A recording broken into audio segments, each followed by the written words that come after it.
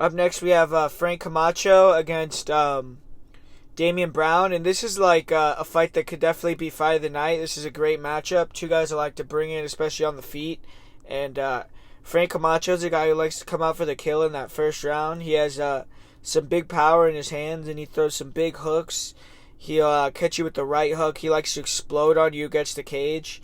And, but he loses his gas tank very quickly, and he has a lot of credentials in jiu-jitsu.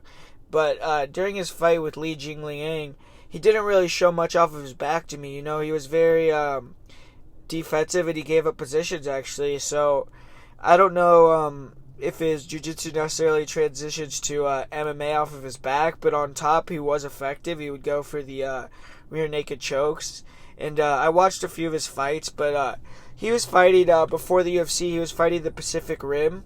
And a lot of his wins are extremely questionable, and he also has some questionable takedown defense. And like I said, he tends to wane with his gas tank. But he does have power, and he is very dangerous in that first round. And he's fighting a guy named Damien Brown, who's a former infantry soldier for Australia, and he's someone who loves to fight, man. He brings it on the feet, he comes forward, and he throws down. He's kind of a technical brawler. He has a solid jab, a really nice low leg kick. He throws it a lot, and he has some nice power in his right hand. He caught Cesar Azamendia with a right hook, knocked him out cold, and so he definitely has some power in his hands. And I think that when he brawls with people, he has some great cardio and great recoverability. But he was KO'd recently in his fight against Vince Pichel, kind of just overextending, coming in, getting countered with an uppercut. So I don't know if his chin is necessarily going, but that's something to look at in this fight. If he gets knocked out again, I think that maybe that could tell the end, of Damien Brown's UFC career.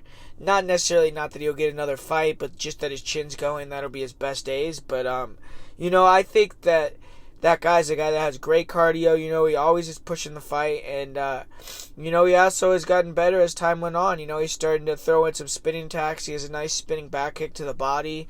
He throws some spinning back fist, He started to vary up his strikes a little bit. He does go for takedowns as well. And I would actually recommend him in that first round with Frank Camacho's going real heavy for the finish on the feet. Maybe he could go for some takedowns.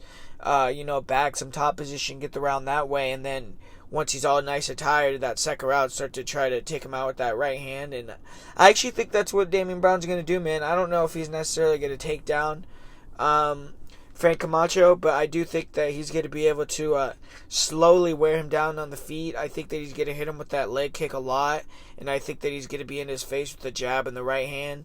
I think that he's going to end up knocking him out in that second or third round area. Just probably late second, early third round, just because Frank Camacho's tired, and, Damien Brown's someone that won't stop coming forward, and he's never going to let you off for being tired, And, I just wasn't all that impressed with Camacho's UFC debut. So I'm going to go with Damien Brown, this one to get a win by knockout in the third round in front of his home crowd.